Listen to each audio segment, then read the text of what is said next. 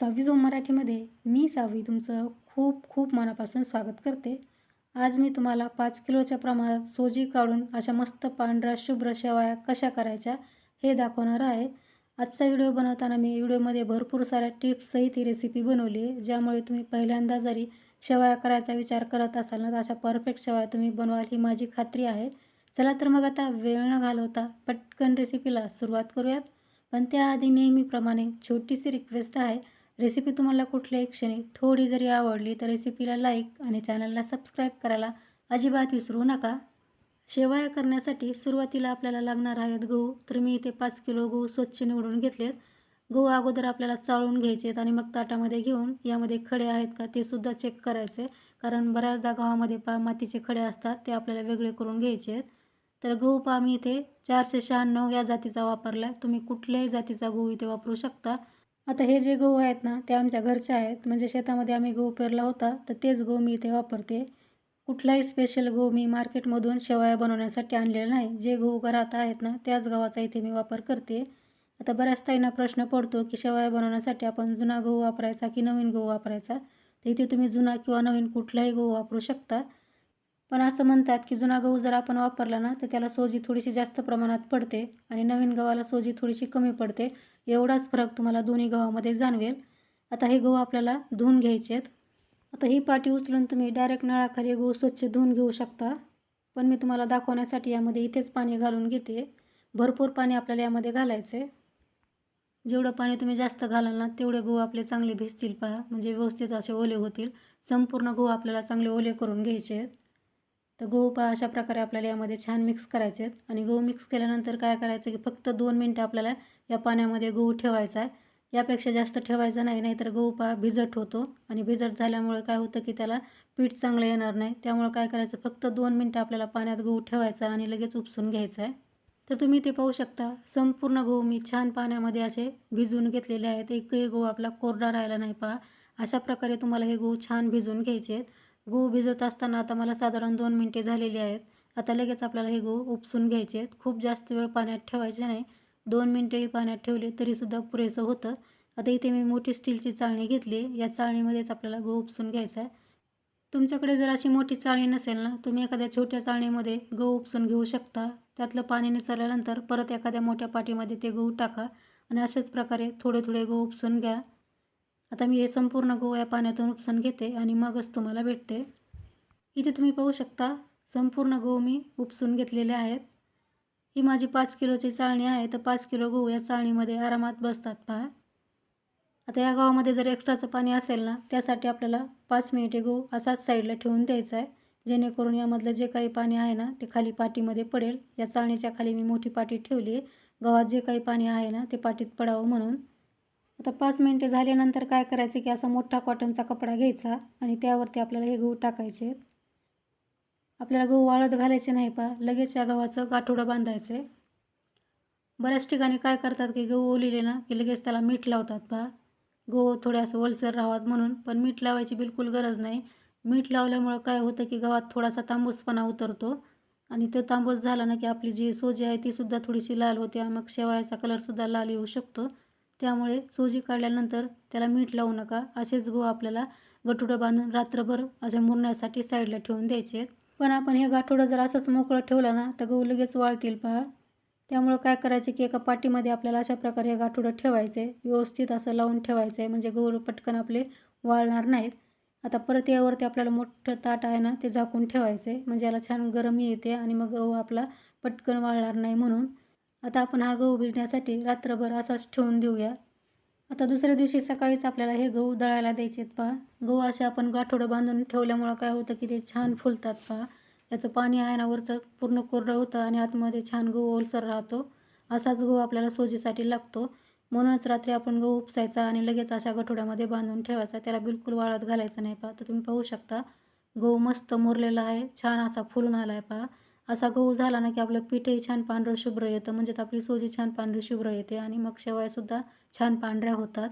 तर पाहू शकता एकदम मस्त आपला गहू भिजलेला आहे. खूप जास्त असा ओलसरही नाही, फक्त आतमध्ये त्याला ओलावा आहे आणि बाहेरून छान कोरडा गहू झालेला आहे. आता परत आपण याचं गाठोडं बांधून हे गहू दळून आणूयात.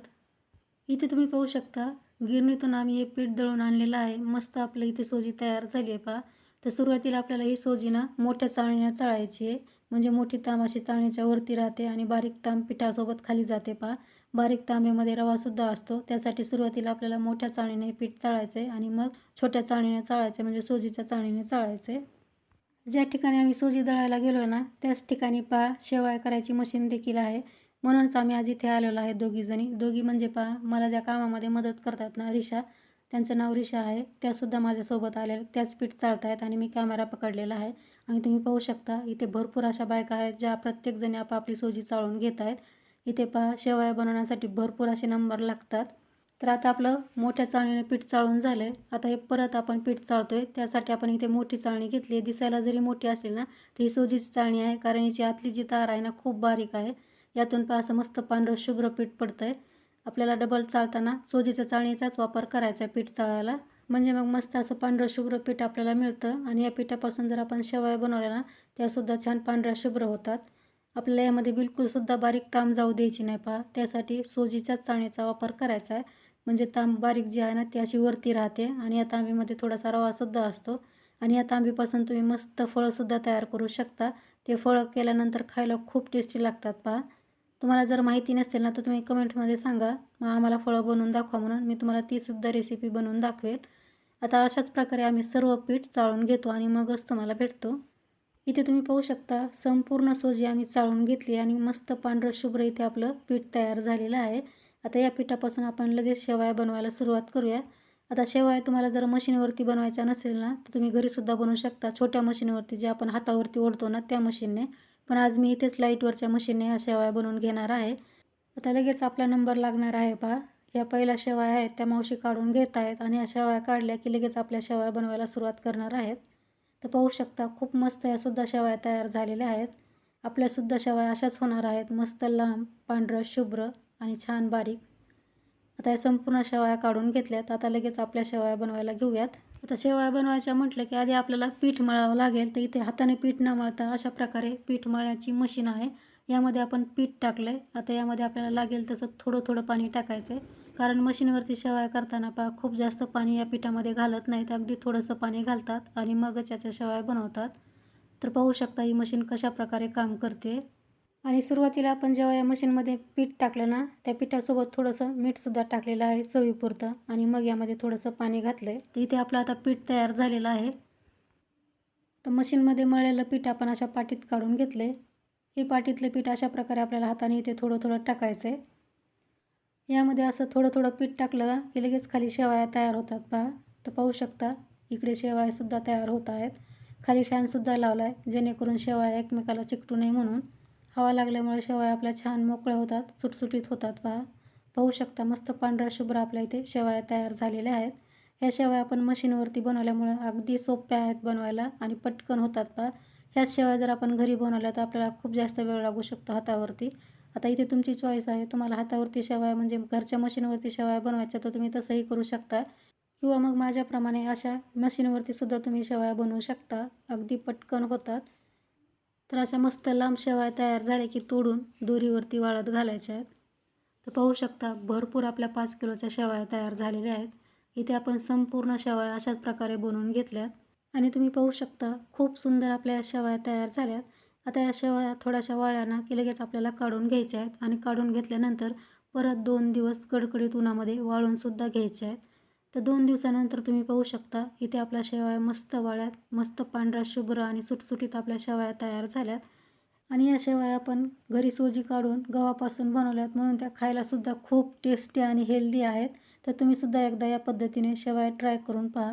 आणि कधीतरी तुम्हाला काहीतरी गोड खावंसं वाटत असेल ना तेव्हा तुम्ही या शेवयापासून मस्त शेवयाची खीर बनवू शकता किंवा फोडणीचा भात बनवू शकता किंवा तुम्ही या शेवया शिजवून रसासोबतसुद्धा सर्व करू शकता. खायला भन्नाट लागतात.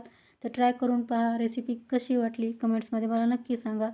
रेसिपी तुम्हाला आवडली असेल तर रेसिपीला लाईक शेअर करून चॅनलला सबस्क्राईब करायला विसरू नका. तर लवकरच भेटू आणखी एका अशा छानशा रेसिपीसह. तोपर्यंत मस्त खा आणि हेल्दी राहा. धन्यवाद.